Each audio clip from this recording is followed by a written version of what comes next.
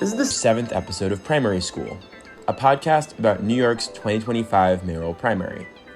I'm Eli Miller. I'm 26 years old, I'm a lifelong New Yorker, and a huge fan of Jack Antonoff's work on the album 1989, the New Jersey Transit service connecting Penn Station to Newark Airport in 20 minutes, and the episode of The Sopranos where the FBI try to bug Tony's house only to get sabotaged by his water heater exploding and flooding his basement the day they sneak in. In case you need me to spell it out further, today we're going to be taking a break from the NYC mayoral race to talk about New Jersey, where they're also in the midst of a hotly contested Democratic primary. Voters will go to the polls tomorrow to pick the party's nominee to be the state's next governor, and apparently the race is wide open. I think there are a lot of really interesting parallels between this race and the mayoral race we've been covering, so I was really excited to dig into it with a local expert. That expert, our guest today, is Joey Fox, another alum of the Williams College Record, which turns out to have been a factory of political journalism talent. Who knew? Since he graduated college with me in 2021, Joey has immersed himself in all kinds of politics coverage in his post at the New Jersey Globe. He's covered the State House in Trenton, he's covered local issues across the Hudson here in the city, as well as all over the state of New Jersey, and he's currently covering New Jersey's delegation to Congress in D.C. He's also all over the gubernatorial primary and has deep knowledge of all the candidates and the narratives and complex dynamics that have shaped this exciting and totally wide open race. So without further ado, here's my conversation with New Jersey Globe reporter Joey Fox. All right, Joey Fox, welcome to Primary School. Thank you so much for being here. Thanks for having me on. Yeah, absolutely. So I want to ask you all about this governor's race, and I think we're going to focus mostly on the Democratic side, although I know the Republican side is also being energetically contested right now. So before we get into the specific candidates, I'm wondering if you could just outline for us what are the top three issues that have really been driving the conversation and animating this race, and how have they evolved over the past few months? So I think that there are some issues that are always going to be sort of part of the conversation in New Jersey. These are things that are just kind of mainstays of every gubernatorial campaign and every state legislative campaign. You pretty much always see people talking about property taxes, and you have seen people talking about it this election too. New Jersey has kind of notoriously high property taxes, and Republicans and moderate Democrats are constantly talking about ways to lower them, and even progressive Democrats don't really want to touch the third rail of it seeming like they're too much in favor of them because it's such a political sort of deadweight issue. Education and education funding, which is heavily tied to property taxes, always a major thing too. Right now, New Jersey's sort of response to the Trump administration is definitely, especially on the Democratic side, is definitely a big issue. But I will say that I think that the defining characteristics of this gubernatorial campaign have been less. It's not that they haven't been about policy, because it's not, or it's not that they've been entirely political or personality based, because that's not quite true. There is definitely these people, these candidates on both sides of the aisle have very different visions for the state, and you can kind of get that in the way that they talk about the state and get the way that they talk about what they want to do if they're governor. But the kind of key dividing lines that they use to differentiate themselves from one another is not so much like, this property tax rate is really what I want to go for, and this is the way that I want to do school funding. They have policies like that, but it's not what's animating their campaign. So I would say, you asked for sort of three things. I would think that the three things are, and this is kind of spread across both parties, some more than others, the county line, and sort of more generally the idea of kind of the political machine in New Jersey. When we talk about Steve Fulop, that's going to come up a lot, but that's sort of been his guiding light. Is last year Andy Kim's successful attempt to overturn the county line, which is a ballot design system that favored party-endorsed candidates. So sort of the degree to which candidates are in favor of continuing versus overturning the status quo. And that kind of ties into the second thing, which I would say is just Governor Phil Murphy is sort of an issue in and of himself. He is term limited out. He won re-election pretty narrowly in 2021 against Jack Ciattarelli. Ciattarelli is now running again. On the Republican side, it's all about how do we sort of move on from the Murphy era and get the state back on track. And on the Democratic side, there is sort of a mix of there's some moderate Democrats who want to push the state in that direction from Murphy. There's some progressive Democrats who wish that Murphy, who was seen as relatively progressive during his time in office, especially in his first term, who want to see that kind of vision go even further. And then I think there's one candidate, Congresswoman Mikey Sherrill, who is probably the closest thing that the Democratic field has to a frontrunner, who has not necessarily painted out ways in which she'd be incredibly different from the Murphy administration. She is the candidate who's supported by a lot of the party bosses and a lot of the sort of existing political leaders. And the assumption is she would have some of her own initiatives and some of her own things, but the state would probably look most similar under Governor Mikey Sherrill compared to any of the other candidates. And then the last thing I'll say, and then I'll stop rambling, is Donald Trump is just in general an issue on both sides that both parties like to bring up constantly. The Republicans, it's all about who Donald Trump is supporting. The answer is Jack Ciattarelli. That was sort of the biggest development in that side of the race. And the Democrats, just all of their ads, from the progressives to the moderates, are about how they would stand up to Trump as governor, and what their plans are to get the Trump administration off New Jersey's back. Newark Mayor Ras Baraka was actively arrested by the Trump administration, and then those charges were dropped. So he has extra credibility in terms of I'm the guy who will stand up to Trump. But that's just it's similar to 2017 and 2018. That was what you saw animating Democratic campaigns then, and the tone is different now, but it's definitely still what is really at the top of mind for Democratic voters and politicians. Totally. And that's a huge parallel with the New York City race, where this week we saw in the debate, Mamdani's pitch was, I'm who Trump fears because, I'm a Muslim, I'm an immigrant, and I have progressive values. And Cuomo's the one who's taking money from all these people who also support Trump. And then Cuomo's response was Mamdani's inexperience, and he would be Trump's delight. He would go through him like a hot knife in butter. These are the two sort of competing sound bites. The other thing that jumps out to me as a difference, though, which is where I want to go next, is that the existence of a sort of robust Republican primary leading to a Republican candidate that probably will be decently viable. So, like, obviously, New Jersey is a blue state. It's voted for a Democrat for the past, 30 years, specifically for the presidential election, but it's also had a bunch of Republican governors, Chris Christie, bunch of others before I was alive that I don't have their names down, but you probably do. And also, I know there's just been a big swing towards Trump and Right. Republicans. It Right. was plus 16 for Democrats in 2020 and only plus 6 in 2024. So I'm wondering how you see that dynamic shaping specifically the Democrat side. The fact that, unlike in New York City, Right. whoever wins this actually does have to win like pretty hotly contested general election. How has that shaped the race so far? It shaped it in a huge way. I mean, I think that we've seen in past primaries in New Jersey and elsewhere that Democrats really do, Democratic primary voters have sort of several levels of thinking when they're thinking about voting for candidates. They'll oftentimes think about who do I like best, and then they'll also do the second step that oftentimes Republican primary voters don't necessarily do as much of, who do I think has the best chance of winning. And that's totally a dynamic you see here. And it's also a dynamic that sort of factored into what party leaders did in the race. At this time last year, there were several different candidates who all seemed like they could be sort of the consensus party choice. Just for quick context, I mean, New Jersey county parties have been historically extremely powerful, especially because of the county line, that ballot design thing. And even now the county line is dead, are definitely substantially stronger than, say, the Manhattan or the Brooklyn Democratic Party, which they'll make endorsements in races and they'll sort of put out their volunteers and stuff. But it's not like if you've got an open assembly race in Brooklyn and the Brooklyn Democratic Party endorses someone, it's not like that assembly race is over. The other people are going to stay in. It just gives one of the candidates a little bit of an advantage. Whereas in New Jersey, oftentimes when the party makes an endorsement, that is genuinely like the end of everyone else. So the party leaders or a critical mass of party leaders, I should say, sort of thought about it for a while there in the lead up to this campaign and ultimately came to the conclusion to back Mikey Sherrill for a number of reasons. But one of the key ones was the general feeling that looking at the field, she was the person who would be the easiest sell in a general election. She was a swing district congresswoman. Her district isn't so much of a swing district anymore, but she has that kind of muscle in her.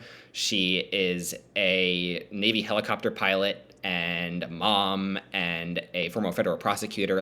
So that was a key part in the thinking that led Sherrill to be she has the endorsement of most of the state's biggest county parties, not all. A couple are for Gottheimer or Steve Sweeney instead. And then it's an argument that her opponents have tried to sort of knock down. A dynamic that we've seen a lot in the last few weeks is Steve Fulop, the Jersey City mayor, specifically making the electability argument against her, saying that she's too much a creature of the party machine and that voters will not take well to that she's never really been tested, even though she's had these swing district congressional races. And you've got Ras Baraka, the mayor of Newark, trying to make his own sort of electability argument, saying we need someone who's a bold progressive who has ins in the black community to get at our base and get the vote out. So no matter, and certainly, Steve Sweeney and Josh Gottheimer as the two most centrist Democrats in the field, they absolutely have been trying to make sort of the electability like we are the middle of the road New Jerseyans. We know what it takes to win labor voters and people concerned about property taxes. So the fear of a Republican governor is something that is both entirely realistic. New Jersey has elected many Republicans before. It came within a few percentage points of doing it in 2021. And it's something that has really kind of cast a shadow over the way that Democrats are behaving in this race. Totally. So, okay, you've already previewed this, but let's get in a little bit deeper with some of those people you just named. Yeah. Let's start with Cheryl. So I have two quotes here. One is, I think the Cheryl campaign reminds me a lot of the Harris campaign in that it's an embrace of institutionalism. And the second one is from Full Up, actually, and it's Mikey's background and rhetoric have avoided the daily scrutiny that comes with a local office, which makes her very vulnerable in a general election. Chitterelli will have a field day exploiting omissions in her background in what is anticipated to be a brutal campaign.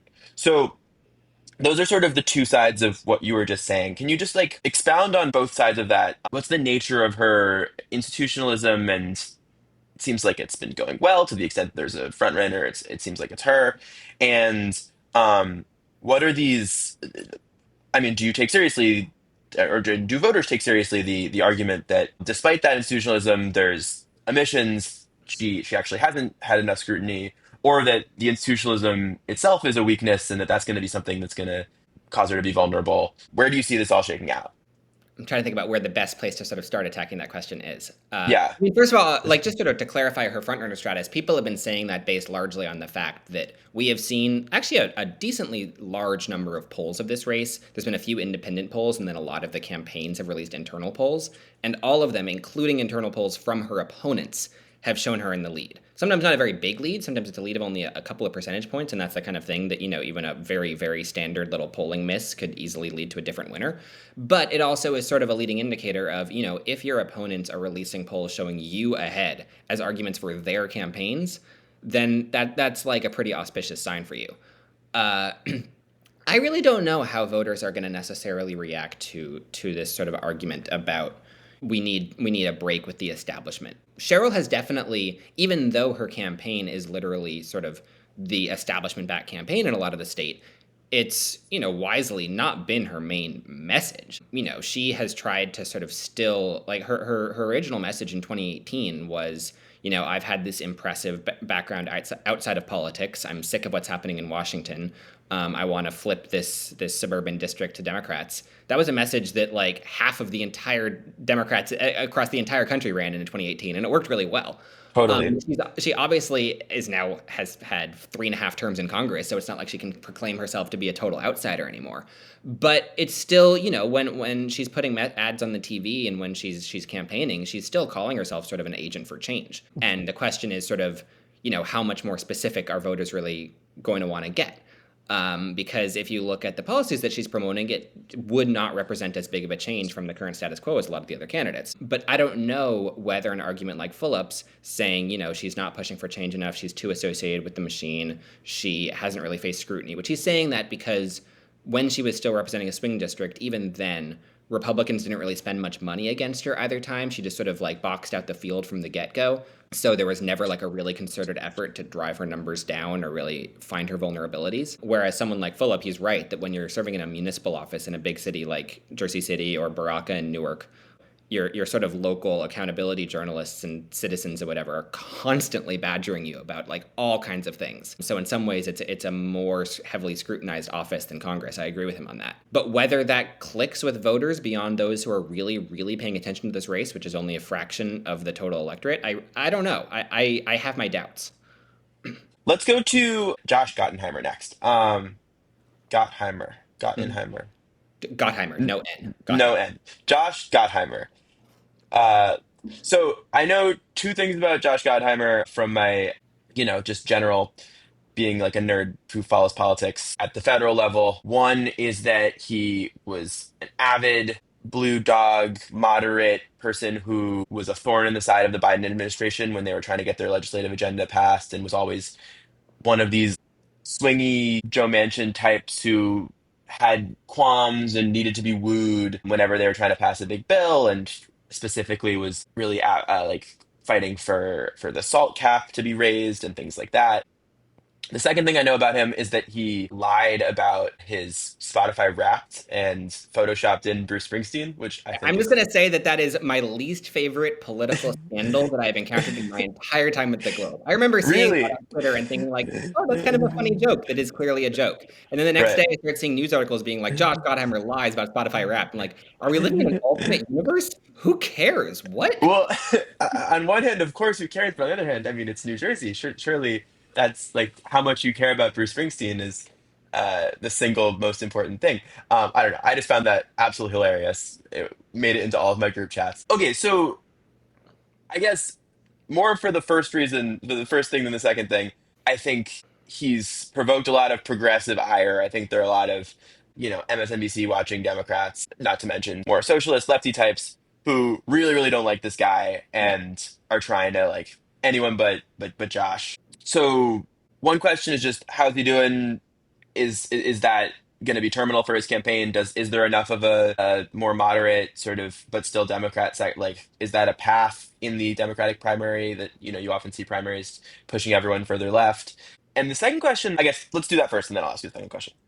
I mean, so I wouldn't count anyone out in this primary necessarily. I think that we don't have enough sort of information. It's too crowded of a field with too much money flying around to say definitively that anyone is going to lose.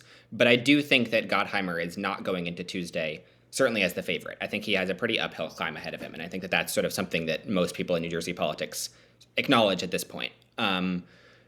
He was definitely banking on a very particular strategy, which was that voters would be like Democratic primary voters, not just general election voters, but Democratic primary voters would be really, really kind of jonesing for a super affordability focused message. And I think that he was counting on, just sort of a monetary advantage, meaning more than it maybe has. So and I don't know exactly how it's going to all fall in the end in terms of who's going to be the heaviest spenders.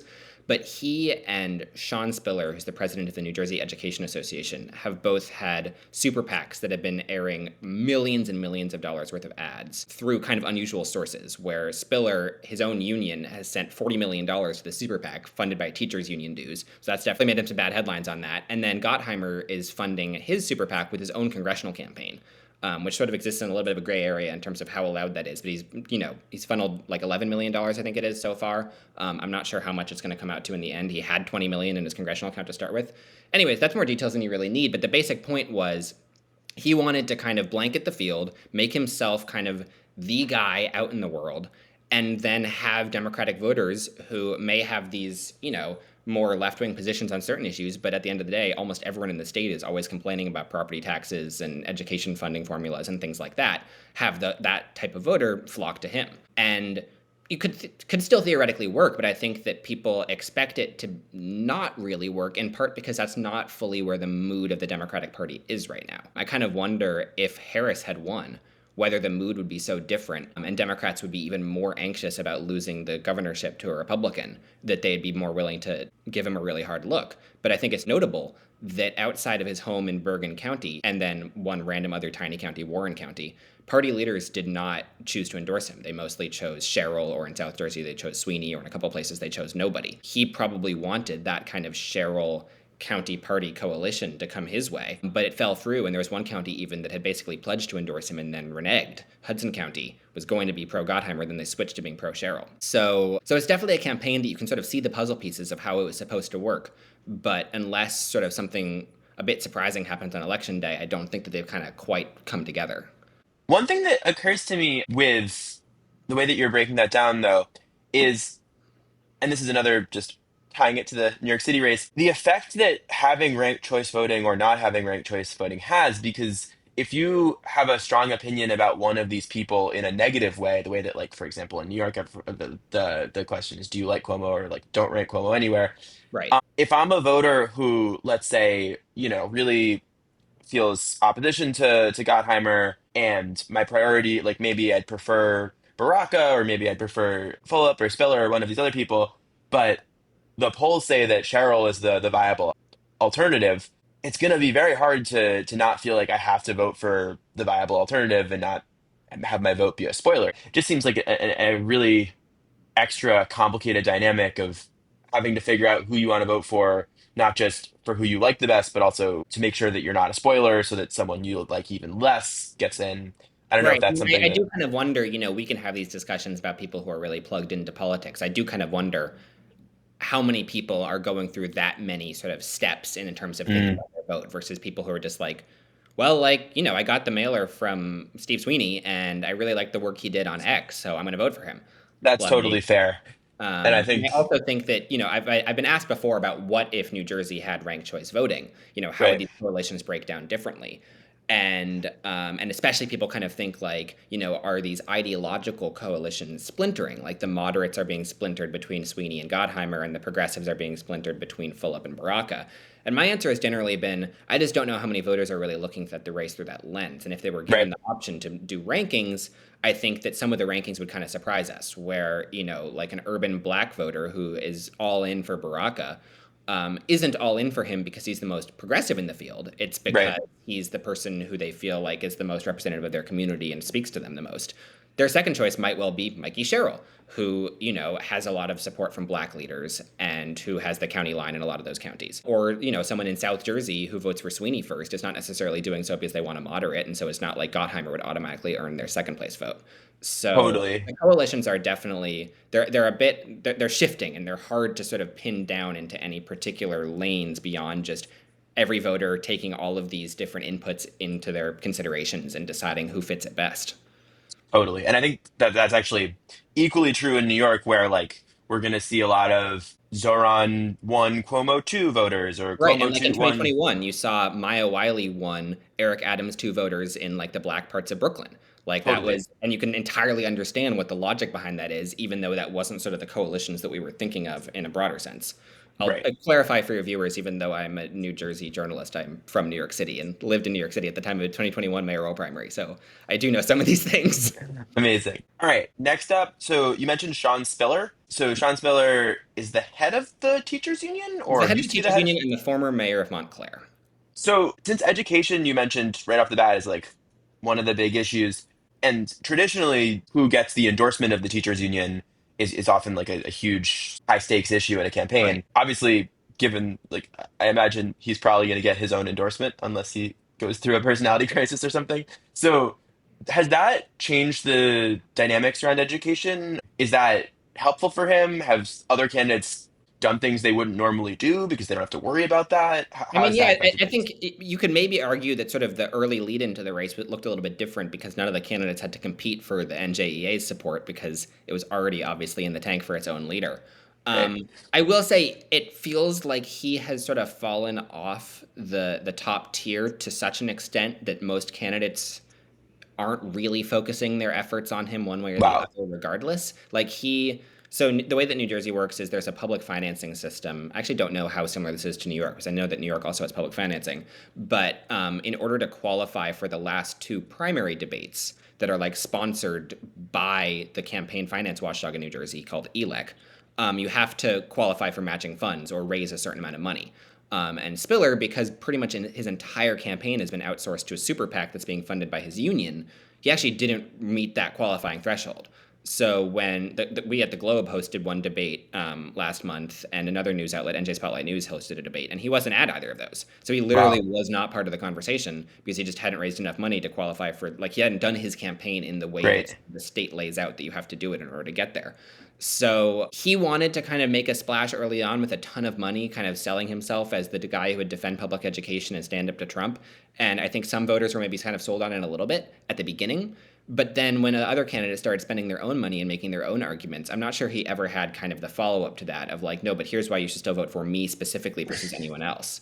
That's actually been a problem for a lot of candidates in terms of what argument do they have that is for them and not for anyone else. But I think for Totally. Spiller, it's been the sort of the most intense in terms of his struggling to find a really clear lane for himself. Like you look at the statewide map and you can point to different towns where you think most of the field will be able to do well. But you look at Sean Spiller and you think, I actually don't know what specific town or area he would do well in, other than maybe teachers spread around across the state, although some teachers are mad at him about the way that he's been using teachers' dues. So yeah, his campaign, I think even more than anyone else, I think would need a really large amount to go right in order for it to sort of click on election day. Yeah. Well, and what you just said is yet another parallel to the New York City race, in that there's the question of like, okay, you're saying all the right things, but why you seem Right. exactly like everyone else is Everyone is saying the right things, like right. for a primary Exactly. voter. So like, what's like? Oh, great, you'll stand up to Trump. I only have five other Right. candidates who say the exact same thing. Right. I mean, for him though, just superficially, he led the field in money for a while, right? Like Yeah, he spent a I think he crazy amount might of. come out of it at the end having technically spent the most, like Super PAC plus his own campaign. I think that he might come out as the highest spending candidate. I'm not I mean, exactly that sure where. that just looks awful. Like, and especially being the head of a union, and so some of the money comes from Yeah, there. I mean, that seems not just like some of the money, all of the money. right. So that seems like a big problem for him in the long term. So well, I mean, but we'll see. Okay, should we do Baraka or Fulop first? Let's do Baraka. Mayor of Newark, progressive. I don't know. I feel like he's a candidate who I don't know a ton about, but from what I've seen, like I feel like I hear him talk for a few minutes, and I really deeply understand like a lot about him pretty quickly. I mean, one thing that's cool is the famous playwright dad. If I was voting, Who that has would. his own crazy controversial political history in New Jersey. Oh, really? Yeah. I mean, I know those plays are pretty edgy. Is there a 60-second version of that you could give? That's super interesting. So I'm basically he was the New Jersey poet laureate, and then he either wrote or an old poem was discovered that was very unkosher about 9/11, I Oh, believe. damn. Okay. And then it became like a whole debate over how to remove him as the poet laureate. And I believe that the solution was to simply eliminate the position of poet laureate.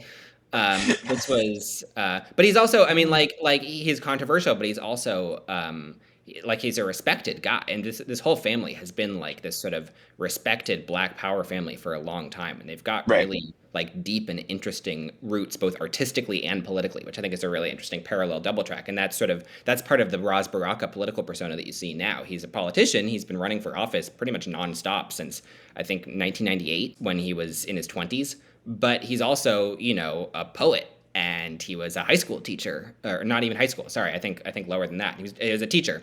He's just got all of these different sort of parts of his background, and then every candidate, all of his opponents will happily admit that they are anxious to ever have a speaking slot right after his, Right. because he is just sort of able to command a room in a way that none of the others are.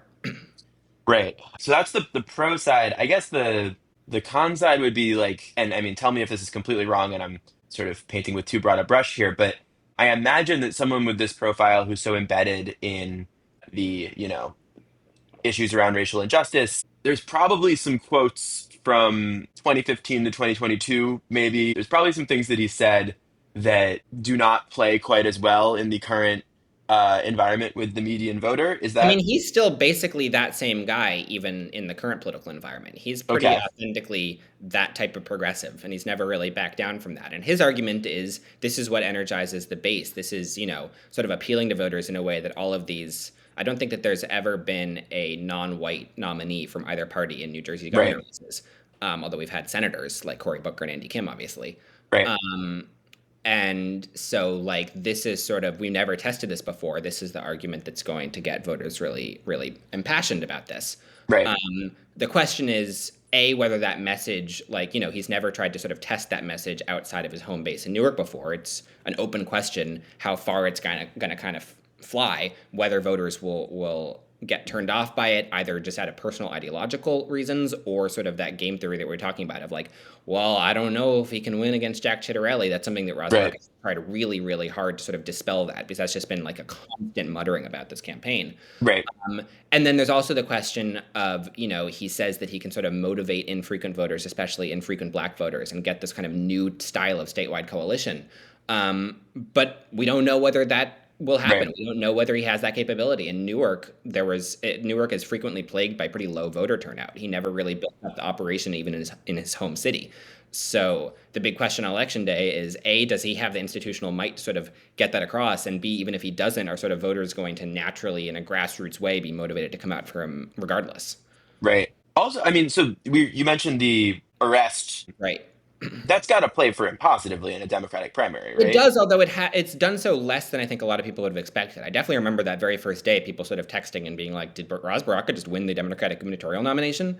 But then you sort of look at polls, although polls can be flawed in this way, but you polls and also just sort of the general like way that people are talking about the race, and it hasn't actually shifted that much. I think it sort of made him into even more of kind of the figure that people who are following him closely already knew him to be. But I kind of thought that it might be his huge breakout moment politically, and the sort of data that we have don't necessarily show that. Yeah. Well, that's a shame. I mean, when I saw some of that, if I was a New Jersey voter, I would have been very compelled by the way that he talked about that. I thought um, I don't know, was very inspiring in the face of some pretty messed up circumstances. But obviously, it takes more than that to, it's a crowded media ecosystem and it's very difficult to break out. Let's jump to Steve Fulop. Steve Fulop, I just listened to on Odd Lots. Odd Lots is the Bloomberg podcast for those who don't know and is doing a hilarious sort of like they just interviewed Zoran Mondani, which is a very funny, like not odd lots choice for of all the people who are running in the New York City mayoral race. But Phillips seems a lot more like the wonky odd lots candidate who's like, I'm just going to talk about the housing market for 40 minutes and tell you about like specific developer regulations. I enjoyed it immensely. I would recommend Yeah, people listen to that podcast. The thing that struck me though, so the other thing that in my sort of quick and dirty research, I texted a friend who lives in New Jersey and asked about him, and without that much prompt, I mean, she was just like, yeah, everyone in Jersey City hates him. So obviously he was reelected twice, so it can't be literally true that everyone hates him. But it strikes me that being this sort of like unapologetic, yes, in my backyard, I'm going to build as much housing as I can. I'm going to cut through red tape. I think that the system is corrupt and I want to change that. That seems like a great way to get outsiders like me to be interested in. Seems like it's not necessarily a path to popularity, but is he going to prove me wrong there, or is there a constituency for this? I mean, he's a very complicated political figure. He got his start by running a no hope primary against Bob Menendez in 2004, which I feel like people don't fully realize how long that has been intertwined. He was like an anti-machine councilman who then became an anti-machine mayor, who then kind of became the machine mayor. Right. And he sort of made nice with the Hudson County Democratic Organization. Then he tried to take it over, but he failed. And then when he started his gubernatorial campaign, he had the support of like the Hudson Democrats. But then, they kind of had a breakup. And around the same, like, I don't fully know which kind of kickstarted which, but around the same time was when he really started leaning into this anti-machine, anti-establishment message. He had his sort of famous flip where he was a Tammy Murphy endorser who like kind of publicly got increasingly uncomfortable with her campaign before finally making the official flip to Andy Kim. So that kind of cemented it. Like that was a very public version of his sort of political transformation over the last couple of years. So yeah, I mean, there's a lot of things to integrate with him, right? There's this anti-machine stance. There's this incredible wonkiness where he is willing to put out insanely detailed policy platforms, and he's been doing it for like 2 years straight in a way that a lot of other candidates, took months to even put up their issues page on their website to begin with. And he also, yes, he's an accomplished politician in Jersey City. He's won thrice. And yes, if you ask a lot of Jersey City people, like with any municipal politician, they'll gripe about some random thing that they didn't like that he did, or they think that he's too in the pocket of landlords or too in the pocket of renters or bike lanes or whatever. Like that's how a municipal politician goes, especially a municipal politician who sort of likes being in the spotlight and likes sort of making big moves as much as Philip does. And he's kind of trying to take that reformist image statewide. And I think that you kind of see, and he's got a very large slate of assembly running mates. Most of them were probably not going to win, but a couple of them could win. And even in the places where they don't win, they're sort of these local surrogates for him in communities that they maybe know better than he does. They're oftentimes local mayors or council members or community leaders. And you just sort of see on social media and stuff, you look at him, going to a dozen living rooms in a day and doing train station flyering, and just he has this sort of grassroots core that is pushing out the vote for him. I think the question is, I don't know to what extent that's sort of, we've seen these kind of candidates before where it seems like they've got a ton of enthusiasm behind them, but it turns out it's in a relatively constrained pocket of the electorate, and it doesn't really break out to a broader base. Like, does he really resonate at all with black voters? Does he resonate with Hispanic voters, with voters outside of these sort of traditional progressive pockets? He's really trying, and I think that he can make an argument for how he's doing so. But that's what I'll be looking for on election day, is sort of how well does that work. And I think that the consensus is, it's not consensus is the wrong word. The very vague hypothesis is increasingly that if Mikey Sherrill loses on Tuesday, the person that she would be most likely to lose to is Steve Fulop. That is not a prediction at all, and it comes with a ton of uncertainty. But I mean, you've seen Sherrill and Fulop increasingly going at one another pretty specifically. Like they're sniping on social media, they're sending out statements against each other, and it would not surprise me to sort of see a Sherrill 1, Fulop 2, Baraka 3 outcome on election day. And, you know, if there was an upset, I think Fulop is maybe the best position to do so. Baraka is maybe the second best position to do so. But I've got to give the caveat with all of these is that, like, any outcome on election day, I could at least see there being a path to that happening. Totally. Well, I did this in the wrong order then. It's interesting because what you were describing, I mean, I always think the like pro bike lanes, pro transit, pro landlord, I guess, pro developer section of the party, very loud on Twitter. I have a lot of time for that section of the party. It feels pretty lonely a lot of the time. Feels like everyone hates you. Feels like it's like you're figuring out how to piss off not just like Republicans, but also like the core base of the Democratic Party that wants to like you, but probably hates it when you do a lot of construction near their home. But so it's heartening to know that he's pushed through at least a little bit and is somewhat viable. The last person we haven't talked about Steve Sweeney that much, His story is that he's an extremely regional candidate. He's the right? South Jersey guy. He's the only guy from, I think, I wrote this in a story recently, the only guy from south of Elizabeth, which is not that far south.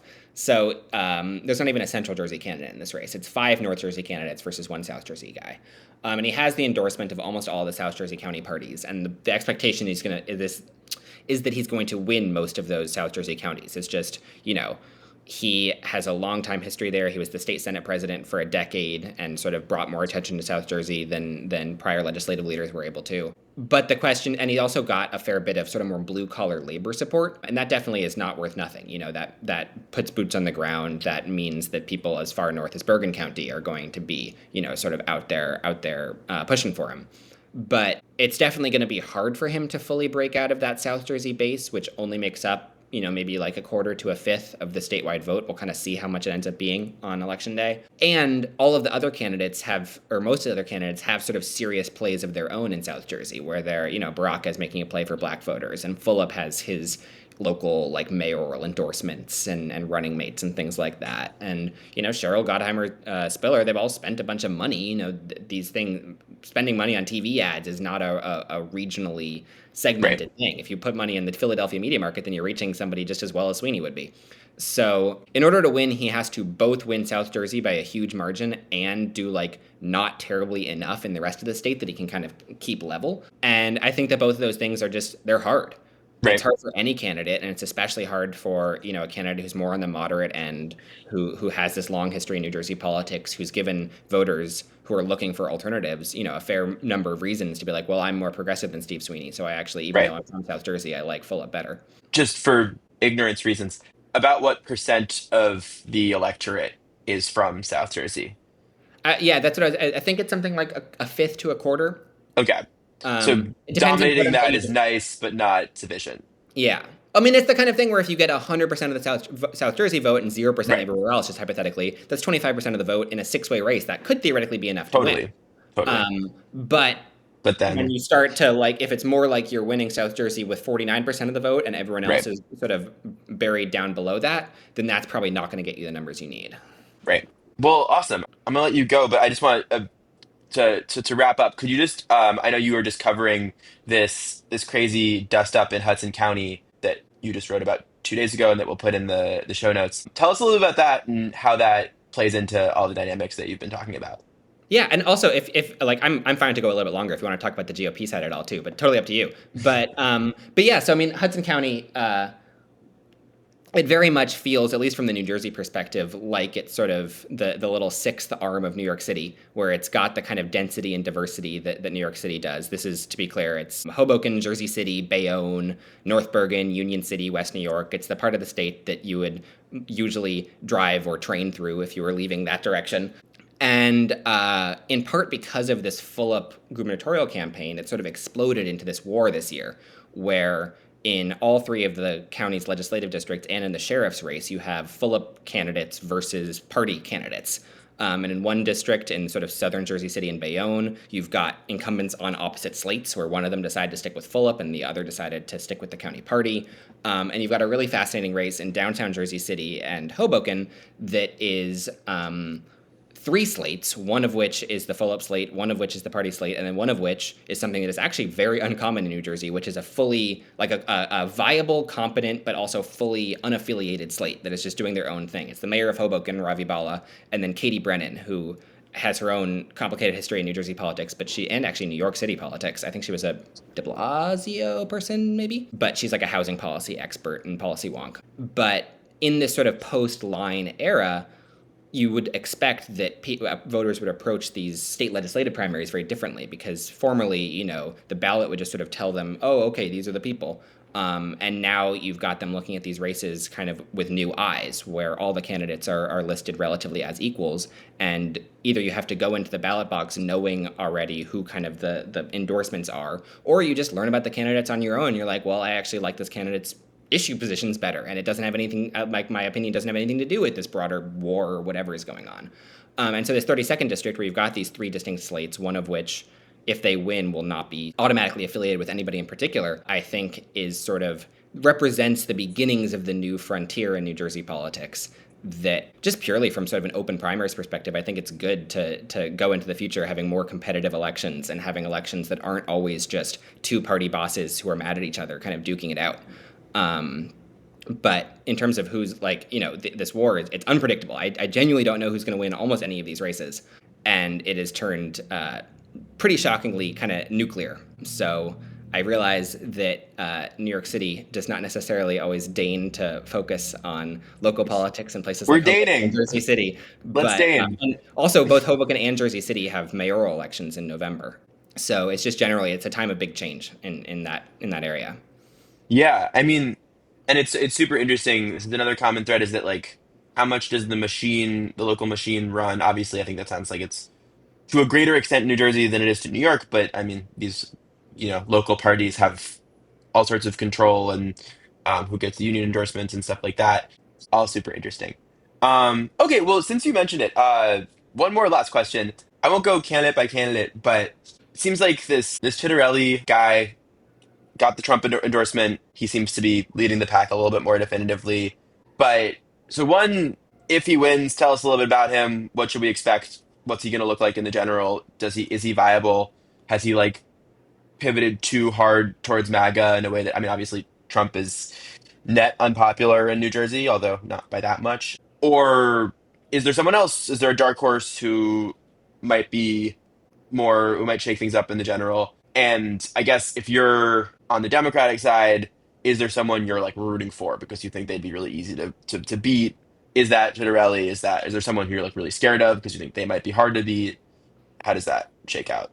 I mean, the dynamic of the Republican field is essentially there's five candidates in the Republican field, but two of them are relatively minor. They haven't qualified for matching funds. They weren't on the debate stage. They're probably not going to get a ton of the vote. So the three kind of formidable candidates, the ones that people have mostly been talking about, is Chitterelli.